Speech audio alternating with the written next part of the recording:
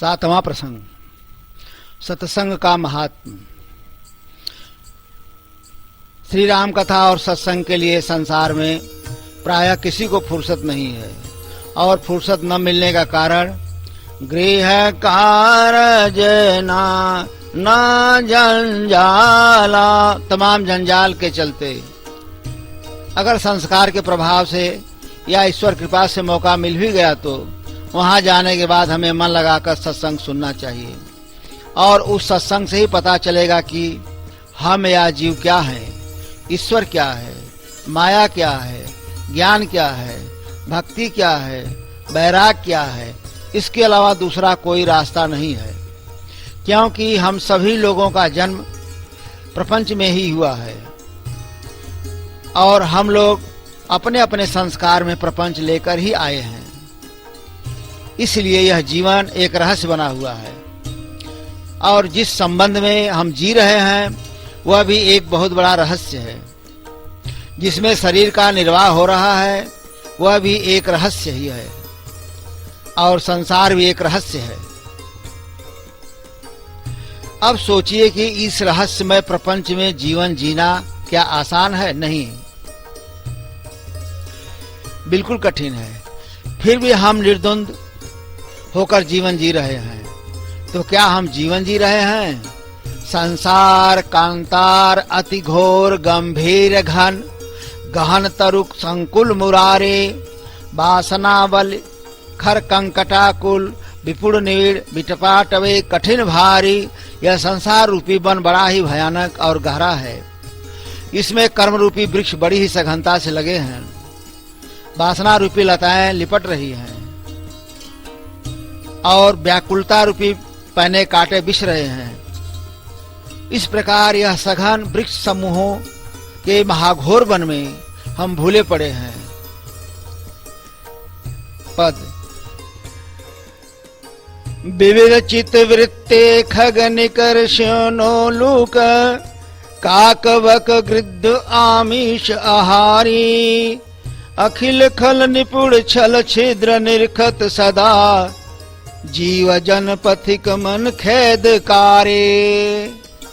इस वन में चित्त की जो अनेक प्रकार की वृत्तियां हैं सो मांसाहारी बाज, उल्लू, काक, बगुले और गिद्ध आदि पक्षियों का समूह है।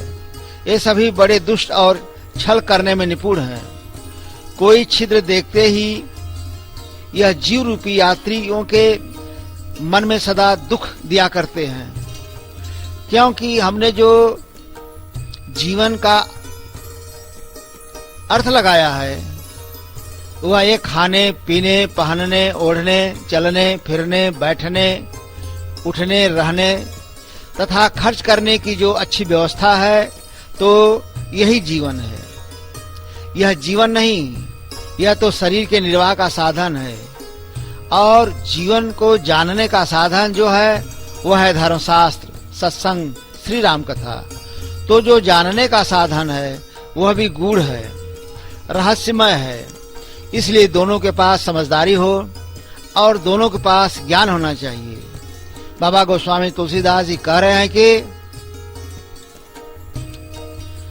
श्रोता बक्ता ज्ञान निधि कथा राम कै गुण, क्योंकि भगवान की कथा भी बिल्कुल गूढ़ है। इसलिए कि जिस परमात्मा की कथा कही जा रही है वह परमात्मा प्रकृति से परे है और तीनों साधनों मान कर्म वाणी से परे है। प्रकृत पार प्रभु सब उर्वासी मन समेत जहि जानन बानी तारके न सकहि सकल अनुमानी राम तारक्या बुद्धिमान बानी मत हमारा यस सुनहि सयानी। जब परमात्मा सारे अनुमान सारे तर्क प्रकृति और मन बुद्धि वाणी से परे हैं तो उस परमात्मा को कैसे व्यक्त किया जाएगा? तो ऋषि मुनियों ने संत महात्माओं ने जीव के कल्याण के लिए अतर्क को एक तर्क के द्वारा, अलक्ष्य को एक लक्ष्य बनाकर, प्रकृति से परे ब्रह्म को एक अनुमान से प्रकृति के माध्यम बनाकर समझाने का प्रयास किया है। नील सरोरुह नीलमणि नील नीरधर श्याम लाजहि तन शोभा निरखे कोटि कोटि सत काम। नील कमल से, नीलमणि और नीले जलयुक्त मेघ से और कोमल प्रकाशमय सरस श्यामवर्ण चिन्मय शरीर की उपमा करोड़ों कामदेव से। और श्री राम स्तुति में भी श्री गोस्वामी तुलसीदास जी ने लिखा है, नव कंज लोचन कंज मुख कर कंज पद कंजारुणम कंदर्पया गणित अमित छवि नव नील नीरज सुंदरम पट पीत मानहु तड़ित रुचि सुचि नौमि जनक सुतावरम। श्री राम जी के नए ताजा खिले हुए कमल के समान नेत्र हैं, मुख, हाथ और चरण भी लाल कमल के समान हैं और उनके सौंदर्य की छटा अगणित कामदेवों से बढ़कर है। उनके शरीर का नवीन नील जलयुक्त मेघ के जैसा सुंदर वर्ण है। पीतांबर मेघ रूप शरीर में मानो बिजली के समान चमक रहा है। ऐसे पावन रूप जानकीपति श्री राम जी को मैं नमस्कार करता हूँ। श्री राम जी के आँख, मुख, हाथ और चरण सब का उपमा कमल से है, जबकि कमल जल कीचड़ में रहता है लेकिन जल से प्रभावित नहीं होता है। उसी तरह श्री राम जी संसार को देख रहे हैं, संसार में बात कर रहे हैं, संसार में बोल रहे हैं, संसार में कर्म कर रहे हैं, संसार में चल रहे हैं, लेकिन संसार के व्यवहार से प्रभावित नहीं है। तो उपमा के शब्दों के द्वारा, विशेषणों के द्वारा श्री राम जी का स्वभाव, प्रभाव, गुण, गंभीरता, सहजता, सरलता सब कुछ समझा जा सकता है। उदाहरण के शब्दों पर ध्यान अगर देंगे तो बहुत कुछ समझा जा सकता है और भगवान के कथा के गुणता के और बहुत से कारण हैं। प्रसंगों के भाव को यथार्थ रूप से जानना, समझना और दूसरों को समझाना, बताना, इसीलिए कहे कि श्रोता और वक्ता दोनों ज्ञानवान होना चाहिए, समझदार होना चाहिए, तभी श्री राम कथा समझ में आएगी, तभी श्री राम कथा का लाभ मिल पाएगा। इसी से श्री राम कथा को मन लगाकर ध्यान से सुनना चाहिए। अगर श्री राम कथा को ध्यान से नहीं सुनेंगे तो कथा में ईश्वर पर या कर्मों पर या जो कुछ भी हो रहा है सब ईश्वर चरित्र के अंतर्गत है। तो ऐसी परिस्थिति में शंका का बनना, संशय का उत्पन्न होना स्वाभाविक है, इससे हम बच नहीं सकते। जैसे आप सती का ही चरित्र ले लीजिए तो क्या हुआ, हृदय सोचु समुझत निज करनी चिंताय अमित जाय नहीं बरनी नित नव सोचु सती उर भारा कब जय हाँ दुख सागर पारा। सती की चिंता इतनी बढ़ी कि जिसका वर्णन किया नहीं जा सकता और हृदय में नित्य नया नया भारी सोच होने लगा। परिस्थिति यहाँ तक पहुँची कि सती कहती हैं कि दुख रूपी समुद्र से कब पार होंगी और अंत में जब कोई रास्ता नहीं सूझा तब सती को श्मशान का ही यात्रा करना पड़ा। तब क्या करती हैं, अस कही जोग जगिनी तनु जारा, अंत में योगाग्नि में शरीर जला डाली। यही श्री राम कथा में अविश्वास का परिणाम है और संशय का फल है। माता सबरी ने विश्वास के साथ कथा सुनी और विश्वास भी है। सबरी के आश्रम पगुधारा। उदार कृपालु श्री राम जी ने जब माता सबरी के आश्रम में पधारे तो सबरी देखी राम गृह आए, मुनि के बचन समुझी जिय भाए।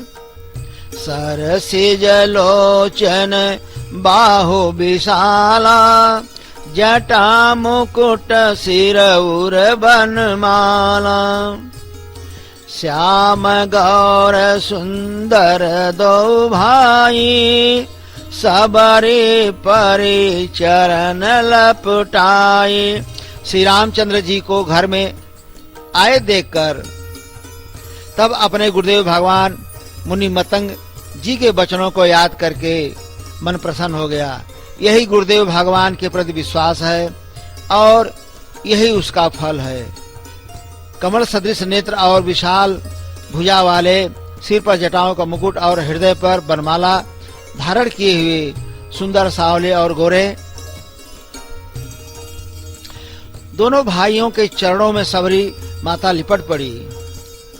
प्रेम मगन मुख बचन न आवा, पुनि पुनि पद सरोज सिर नावा। सादर जल चरण पखारे, पुनि सुंदर सन बैठारे। माता सबरी प्रेम में मग्न हो गई कि कंठ अवरुद्ध हो गया। गदगद कंठ से मुख से वचन नहीं निकलता और माता सबरी बार बार चरण कमलों में सिर नवा रही है। फिर जल लेकर आदर पूर्वक दोनों भाइयों के चरण धोए और फिर उन्हें सुंदर आसनों पर बैठाया और कंद मूल फल सुरसयति, दिए राम कहूँ आन। प्रेम सहित प्रभु खाए, बारंबार बखान। माता सबरी का श्री राम जी के प्रति इतना प्रेम था कि माता सबरी देह भाव से ऊपर उठ चुकी थी। मतलब प्रेम के निमग्नता में देह भाव से अलग थी।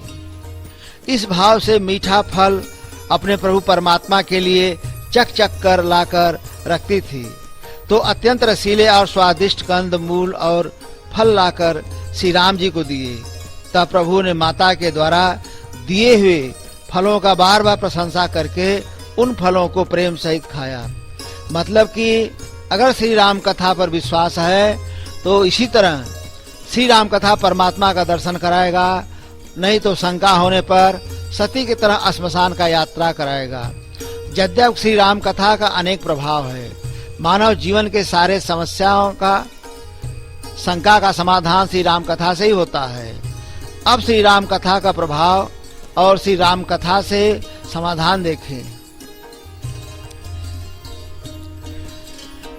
राम कथा कले कामद गाई, सुजन सजीवन मोरी सुहाई। सोए बसुधा तल सुधा तरंगिनी, भव भंजनी भ्रम भेक भुवंगिनी। महामोह मही से सुविशाला, राम कथा कालिका कराला। राम कथा शशि किरण समाना, संत चकोर करहि यही पाना। मन कामना सिद्ध नर पावा, जे यह कथा कपट तज गावा। मन क्रम बचन जनित अघ जाई, सुनहि जे कथा श्रवण मन लाए। जे यही कथहि स्नेह समेता, कही हहि सुनी हहि समुझी सचेता।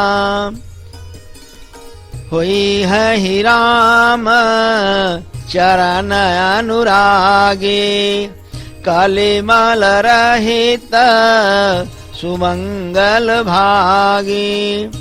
राम कथा कलि पन्नग भरनी, पुनि विवेक पावक कहूँ हरनी। बुध विश्राम सकल जन रंजनी, राम कथा कलि कलुष विभंजनी। विषय न पुनि कहा हरि गुण ग्रामा, श्रवण सुखद अरु मन विश्रामा। राम कथा गिरि जाम बरनी, कलिमल समाने मनोमल हरनी। संसृत रोग सजीवन मोरे, राम कथा गा वही श्रुति सोरे। भव सागर चह पार जो पावा, राम कथा ता कह दृढ़ नावा। यह सब श्री राम कथा का प्रभाव है, गुण है, इसलिए विश्वास के साथ सुनना चाहिए। जैसे किसी भी दवा के अंदर निरोग करने की क्षमता है, तो क्या उसको देखकर बताया जा सकता है, या उस दवा को पास में रखकर विश्वास के अभाव में घूमते फिरे तो क्या ठीक होंगे? नहीं। तो इसके लिए भी विश्वास चाहिए। ठीक इसी तरह श्री राम कथा में भी विश्वास की आवश्यकता है, क्योंकि सनातन हिंदू धर्मशास्त्र में जो कुछ कहा गया है वह सर्वकालिक सिद्धांत कहा गया है। वह बात अलग है कि किस ग्रंथ की रचना किस युग में हुआ, वह एक अलग विषय है। जैसे जो त्रेता का युद्ध का जो नियम था, वह द्वापर के युद्ध का नियम नहीं रह पाया। वह नियम समय और परिस्थिति के अनुसार बदल गया। लेकिन जो एक राजा का व्यक्ति के प्रति क्या कर्तव्य है, फिर राजा का प्रजा के प्रति क्या क्या कर्तव्य है, एक मुखिया का परिवार के प्रति क्या कर्तव्य है, और परिवार के लोगों का मुखिया के प्रति क्या कर्तव्य है, इस सब का वर्णन सनातन हिंदू धर्म ग्रंथों में किया गया है। तो देश के, समाज के या घर के मुखिया को कैसा होना चाहिए और ये सबको कैसे चलाना या सबकी देखरेख कैसे करना चाहिए। मुखिया मुख सो चाहिए, खान पान कहूँ एक, पालई पोसई सकल अंग, तुलसी सहित विवेक। ऐसे ही देश के, समाज के, घर के जिम्मेदार व्यक्ति को होना चाहिए, तभी देश, समाज, गांव, घर सब सुरक्षित रह पाएंगे और सबका जीवन खुशहाल रहेगा। और इन लोगों के प्रति सहयोगी को कैसा होना चाहिए उसे देखें। सेवक कर पद नयन से, मुख सो साहिब हो, तुलसी प्रीति की रीति सुनी, सुख विसराहि सो। जैसे हाथ पैर नेत्र मुख का सहयोग करते हैं, इसी प्रकार देश के, समाज के, गांव के, घर के लोगों का सबको सहयोग करना चाहिए, तभी देश, समाज, गांव, घर चल पाएगा। नहीं तो टूटकर सब बिखर जाएंगे और सुरक्षित भी नहीं रह पाएंगे। और जीव क्या है या हम क्या हैं, हमारी वास्तविक पहचान और स्वरूप क्या है, हमारा कल्याण कैसे और किसके माध्यम से होना है, तो वो क्या है और उनका स्वरूप पहचान क्या है और कैसे होगा, जिसके लिए जिसको लेकर हम या जीव परेशान है, तो वह क्या है, उसका क्या स्वरूप है और वो लोग कौन हैं और उनका क्या स्वरूप है, और जीव को या हमें सुख शांति विश्राम कैसे और किस साधन से मिलेगा, ये सब का विस्तृत वर्णन सनातन हिंदू धर्म ग्रंथों में ही मिलेगा। और इसकी जितनी खूबसूरत परिकल्पना हिंदू धर्म ग्रंथों में की गई है, ऐसी अन्य जगहों पर नहीं मिलेगा।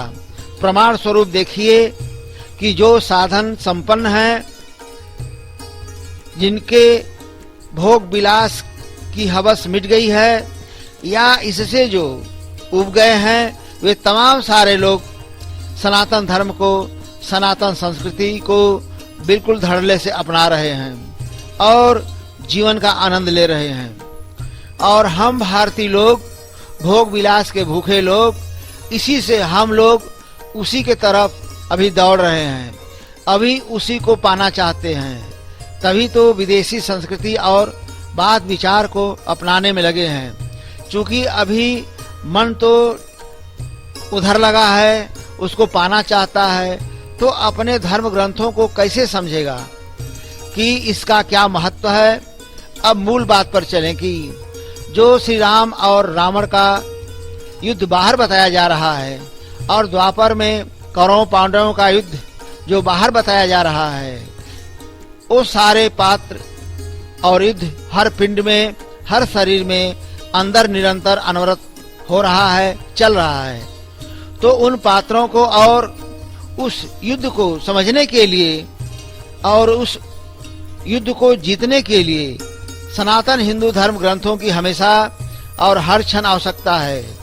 और पंथों में या जो उसको धर्म मानते हैं, उसमें केवल भोग विलास को महत्व दिया गया है और न उसमें कोई शांति का मार्ग है और न प्रेम ही है। वो लोग स्वार्थ पूर्ति को ही प्रेम समझ रहे हैं और प्रेम मान रहे हैं। उनके यहाँ तो त्याग नाम का कोई वस्तु पदार्थ चीज है ही नहीं। अब हम अपने बारे में सोचें, समझें, क्योंकि सनातन हिंदू धर्म ग्रंथों में सब नीतिगत, सिद्धांतगत बातें कही गई हैं, जो कि तीनों काल में के लिए अकाट सत्य है। इसी से विश्वास की आवश्यकता है। उसी विश्वास के साथ हम अपने जीवन को शास्त्र अध्ययन, श्री राम कथा और सत्संग के माध्यम से समझ पाएंगे। संत समागम हरे कथा, तुलसी दुर्लभ दो, सुत दारा और लक्ष्मी, पापीहु के घर हो।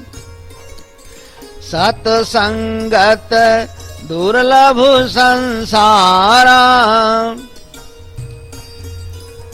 गिरिजा संत समागम, समन लाभ कछुआन, बिनु हर कृपा न होई सो, गावहि वेद पुराण। संत का संग और भगवान श्री हरि की कथा, ये दोनों संसार में बड़ा ही दुर्लभ है।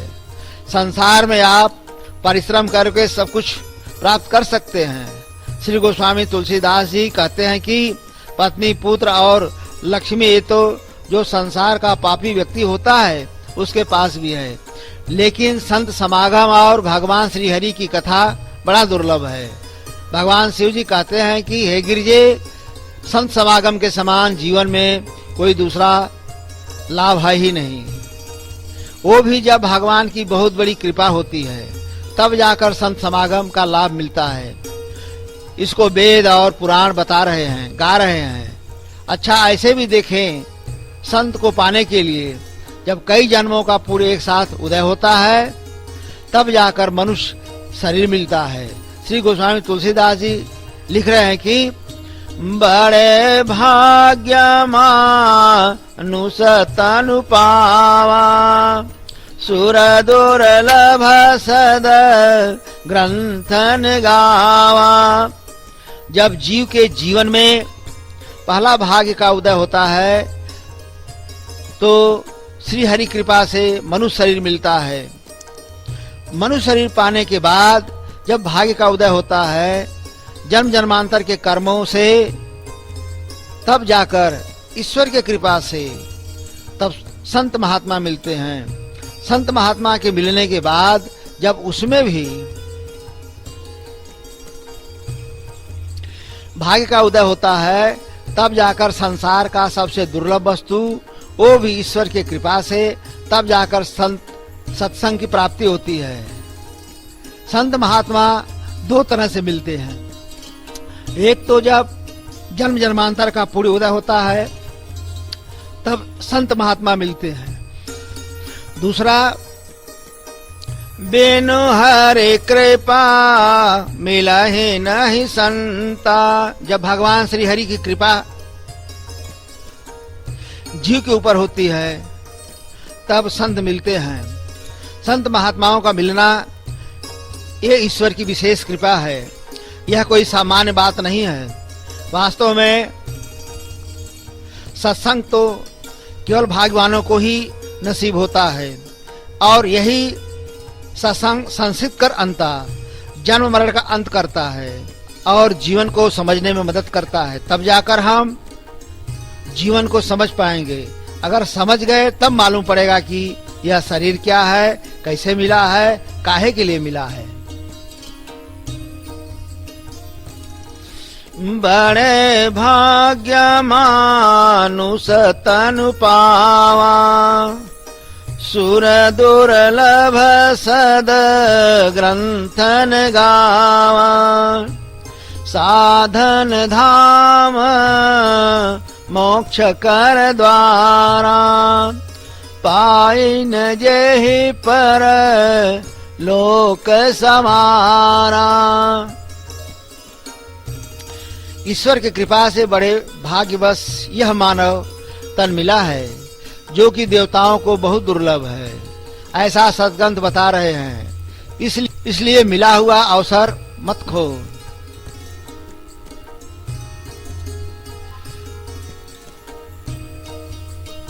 इसलिए मनुष्य को बार बार बताया जा रहा है, सचेत किया जा रहा है कि आगे क्या होगा, उसका क्या भरोसा।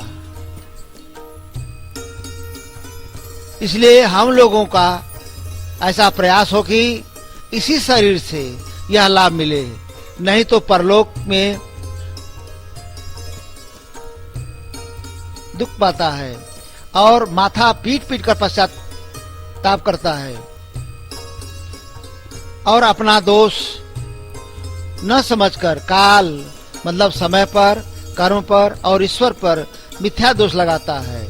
अब इसी जगह सावधान कर रहे हैं कि जीव के जीवन में कैसे भटकाव आता है, जीव कैसे किन कर्मों के द्वारा तिर्यक योनि में भोगने के लिए चला जाता है। तो उन कर्मों को बता रहे हैं श्री गोस्वामी तुलसीदास जी यहाँ पर। तो भगवान स्वयं उपदेश के द्वारा बता रहे हैं।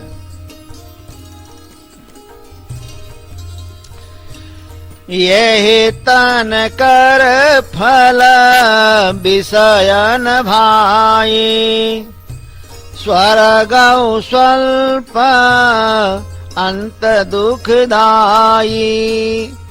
नर तनु पाई विषय मन देही, पलटी सुधाते 60 विष लेही। ताहि कबहु भल कहि न कोई, गुंजा ग्रही परस मनि खोई। श्री राम जी स्वयं बता रहे हैं कि मनुष्य शरीर प्राप्त करने का फल विषय का भोग भोगना नहीं है। खाना पीना, ओढ़ना, पहनना, मौज मस्ती करना, उचित अनुचित के विचार का त्याग करके संग्रह करना यह शरीर पाने का उद्देश्य नहीं है, और मनुष्य शरीर प्राप्त करने का फल स्वर्ग की प्राप्ति नहीं है, क्योंकि स्वर्ग थोड़े ही समय का होता है। जिस पुण्य के प्रभाव से जीव स्वर्ग में सुख भोगने के लिए जाता है, भोगने में जब पुण्य क्षीण हो जाता है, नष्ट हो जाता है, तब फिर मृतलोक में वापस भेज दिया जाता है। इसीलिए मनुष्य शरीर का फल स्वर्ग की प्राप्ति नहीं है। अगर मनुष्य शरीर पाकर विषय में मन लगाते हैं, विषय का भोग भोगते हैं, विषय का उपमा विष से दिया गया है। जैसे व्यक्ति जब मूर्खतावश मरने के उद्देश्य से विष का सेवन कर लेता है, तब छटपटाने लगता है। जैसे जैसे विष का असर शरीर में बढ़ता है, इसी से विषय का उपमा विष से दिया गया है।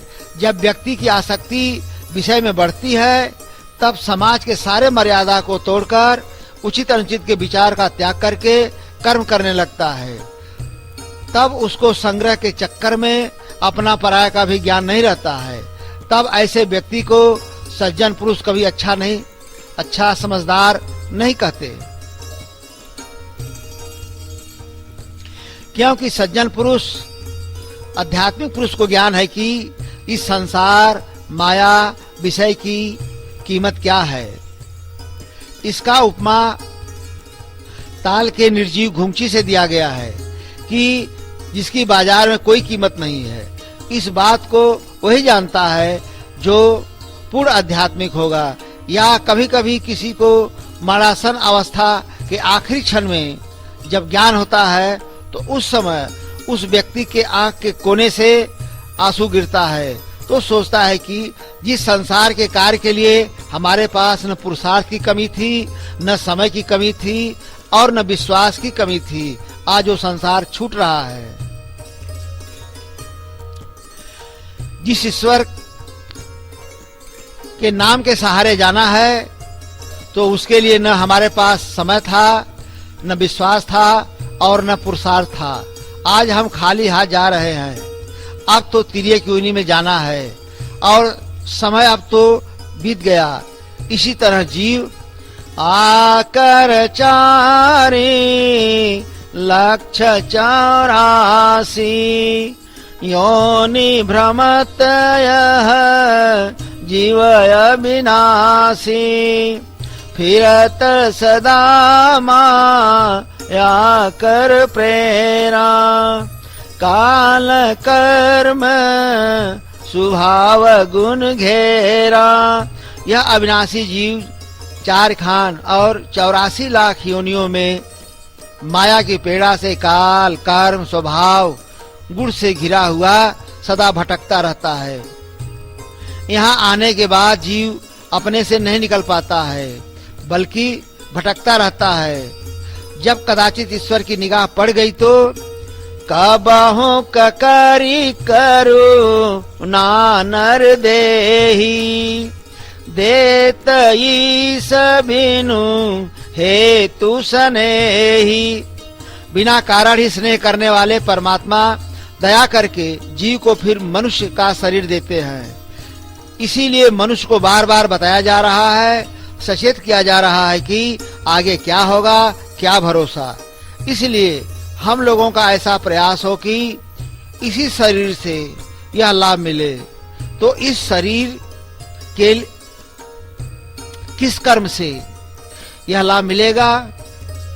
जाओ परलोक यहाँ सुख चाहूं, सुनी मम बचन हृदय दृढ़ गहु, सुलभ सुखद मार्ग यह भाई, भगति मोरी पुराण श्रुति गाई। भगवान श्री राम जी अयोध्या में पूर्ववासियों से कह रहे हैं कि हमारी बाणी को सुनकर हृदय में दृढ़ता से धारण करो। हमारे भक्ति का यह सुलभ और सुखदायक मार्ग है, जिसको पुराण और वेदों ने गाया है, वर्णन किया है। और भगवान के भक्ति के साधन की पुष्टि लक्ष्मण जी भी कर रहे हैं। भागति जोग सुनी अति सुख पावा। लक्ष्मण प्रभु चरणनि सिरुनावा। और सुग्रीव भी इसी बात को बता रहा है। तजी माया से इय परलोका, मीटे सकल भव संभव शोका। देह धरे कर यह फल भाई, भजिय राम सब काम बिहाई। माया का त्याग करके जब हम परलोक का सेवन करेंगे तभी संसार सुत्मन शोक मिटेगा। इसके अलावा दूसरा कोई रास्ता नहीं है। परलोक के सेवन में क्या करना है? सारे कर्मों का त्याग करके, सारे इच्छाओं का त्याग करके केवल ईश्वर भजन करना है। यद्यपि कर्मों की अनेकानेक व्याख्या है, लेकिन कर्म की जो मूल व्याख्या है वह है निरंतर ईश्वर भजन, सत्संग, चिंतन, मनन, धर्म ग्रंथों का अध्ययन, तपस्या, सेवा, लेने को राम नाम, देने को दान। यही है चारों वेद, शास्त्र, 18 पुराण।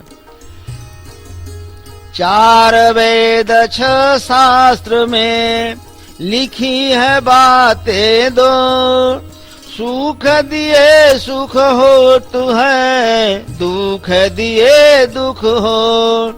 इसके अलावा कोई दूसरा कर्म नहीं है।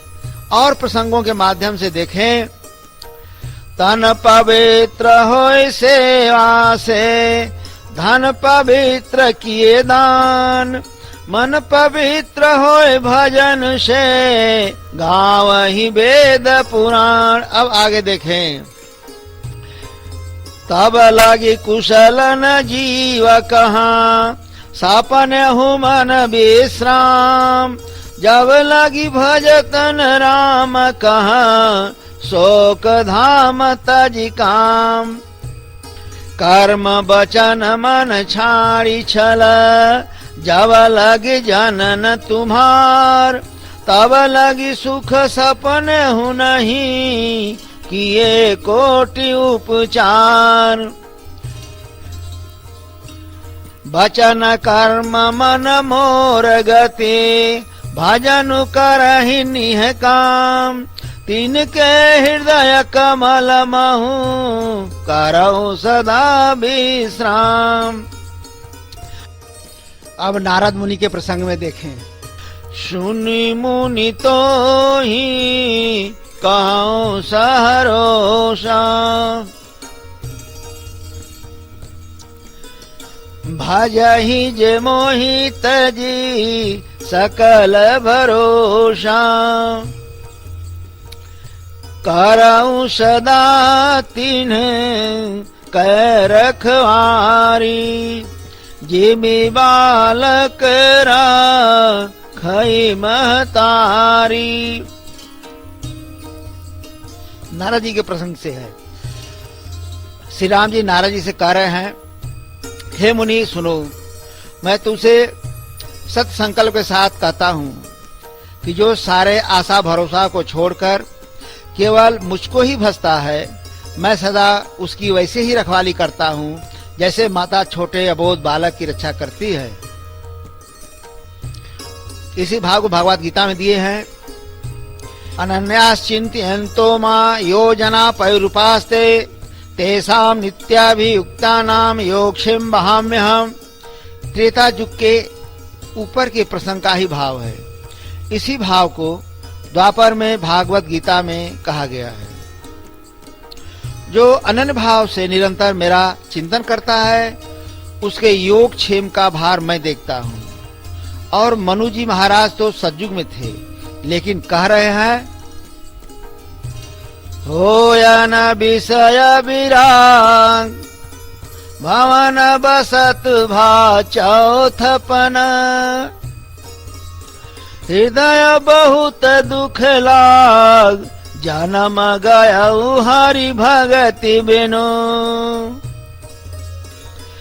राजा मनु जी को राजमहल में रहते हुए चौथापन आ गया, लेकिन विषयों से वैराग्य, विषयों का त्याग नहीं होता है और श्री हरि के भक्ति के बिना यूं ही जीवन बीत रहा है।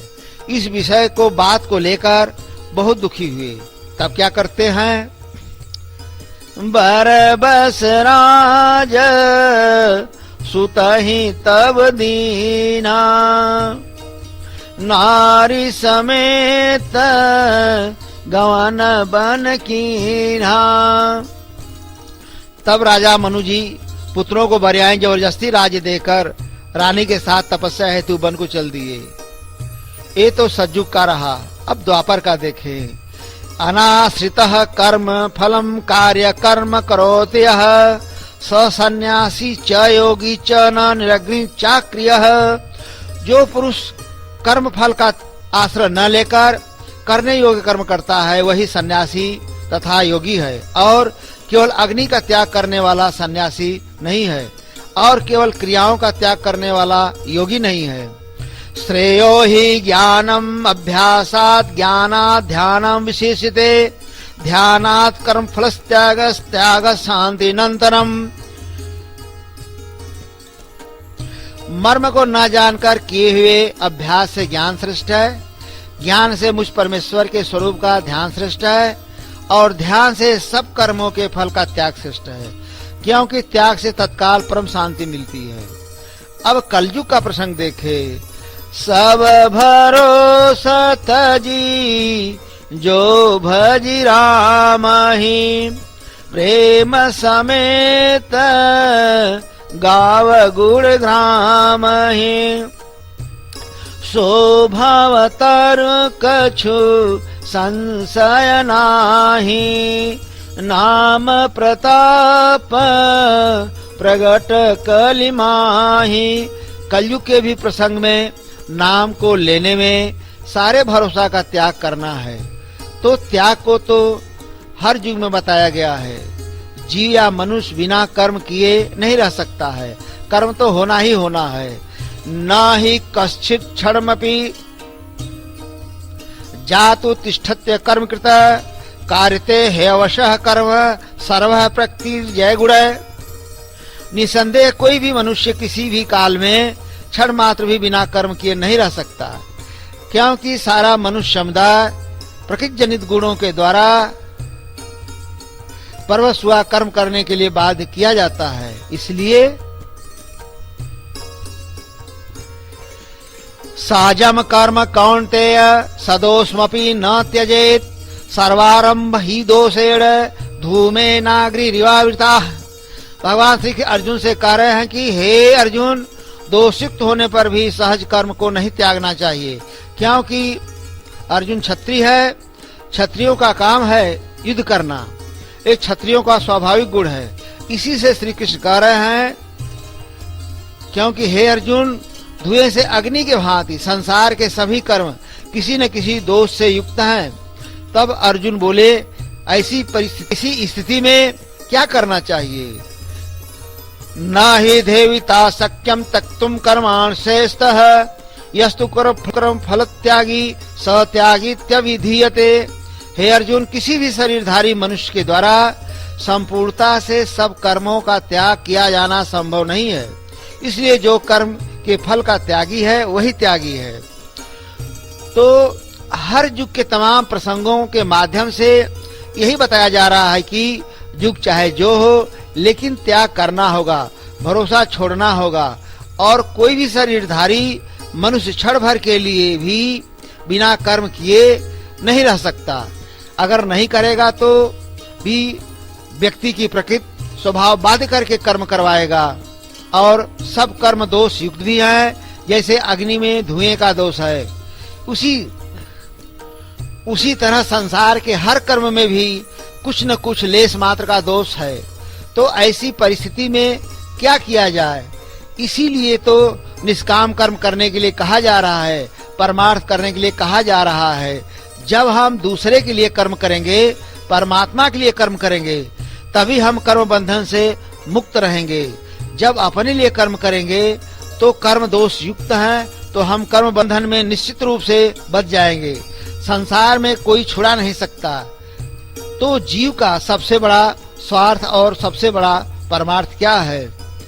स्वार्थ साच जीव कहे हाँ, मन क्रम बचन राम पद नेहा। तो सबसे बड़ा परमार्थ क्या है? सखा परम पर मारथ हूँ, मन क्रम बचन राम पद ने हूँ। इसीलिए ईश्वर भजन के माध्यम से शांति पाने के लिए, शोक को मिटाने के लिए क्या करना है? राम ही सुमीरिय गाइय राम ही, संतत सुनिय राम गुण ग्राम ही। जासु पतित पावन बड़बाना, गावहि कवि श्रुति संत पुराना। ताहि भजिय मन तजी कुटिलाई, राम भजे गति केहि नहीं पाई। न केहि गति पतित पावन, राम भजी सुनु सठ मना। गनिका अजामिल व्याध गीद, गजा दिखल तारे घना। आभीर जमन की रात खस, स्वपचादि अति अघरूप जे। कही नाम बारिकुते पिपावनी, हो ही राम नमामि ते। रघुवंश भूषण चरित यह, नर कहहि सुनहि जे गावहि। कलिमल मनोमल धोई, बिनु श्रम राम धाम सिधावहि। श्री राम जी को सुमिरना है, गाना है, संतत लगातार हमेशा श्री राम जी के गुण समूहों को सुनना है, क्योंकि पतितों को पावन करना श्री राम जी का बाना आदर्श स्वभाव है। ऐसा कवि वेद संत और पुराण गाते हैं। इसलिए श्री गोस्वामी तुलसीदास जी कह रहे हैं, रे मन मूर्ख, कुटिलता का त्याग करके उन्हीं को भज। और श्री राम जी को भजने से किसने गति नहीं पाई, तो कौन कौन पाए? गड़िका, अजामिल, व्याध, गीद, गज आदि बहुत से दुष्टों को उन्होंने तार दिया। आभेर, जवन, किरात, खस, स्वपच, चांडाल आदि जो अत्यंत पाप रूप थे, वे भी केवल एक बार जिनका नाम लेकर पवित्र हो जाते हैं, उन श्री राम जी को मैं नमस्कार करता हूँ। ऐसे ही निरंतर भजन करना है, संसार के कर्मों का त्याग करना है, कुटिलता, ममता, आसक्ति और मोह जनित कर्मों का त्याग करना है। तो हम सोचने को मजबूर हो जाएंगे कि हम जो बाकी कर्म कर रहे हैं तो वह क्या है? तो वह सब कर्म ही तो विषय जनित, मोह जनित कर्म है, जीव को भटका देने वाला कर्म है, जीव को नरगामी बना देने वाला कर्म है। और इस विषय को श्री राम जी स्वयं कह रहे हैं, नर कर फल विषयन भाई, स्वर्ग हूँ स्वल्प अंत दुखदाई। नर तन पाई विषय मन देही, पलट सुधाते सठ विसुलेही। ताहि कबहु भल कहई न कोई, गुंजाग्रही परस मन खोई। क्योंकि विषय को ही विष बतलाया जा रहा है और मनुष्य शरीर पाने का यह फल नहीं है। अगर मनुष्य शरीर पाने का यही फल समझ रहे हैं तो प्रपंच में, अशांति में तो खुद ही मर रहे हैं। इसके बाद जब विषय रूपी विष का सेवन करेंगे, स्थिति बनेगी। सब लोग खुद ही अनुभव करें, समझने के लिए कह रहे हैं।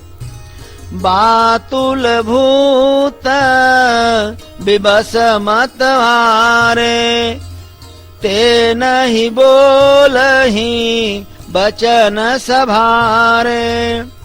जिन कृत महा मोह मधुपाना, तिन कर कहा सुनिय नहीं काना। एक तो सन्निपात का रोगी हो गया है, तो ऐसे ही बगझग लगाए रहता है, और ऊपर से अहंकार रूपी शराब भी पी लिया है। तो अब उसके बाड़ी का क्या भरोसा कि कब क्या बोलेगा, मैं का है, और उसका अंत भी दुखदाई है। अगर विषय में मन लगाते हैं, विषय जनित कर्म करते हैं, तो अमृत खोकर विष ग्रहण करते हैं, और ऐसे व्यक्ति को कभी कोई अच्छा नहीं कहता। और दुर्भाग्यवश जो बंधन है उसी को कर्म मान बैठे हैं। अब हम ऐसे भी देखें, रजत सीप महु भास जिमी, जथा भानु करवार, यद्यपि मृखाती हूँ काल सोई, भ्रम न सकई कोटार।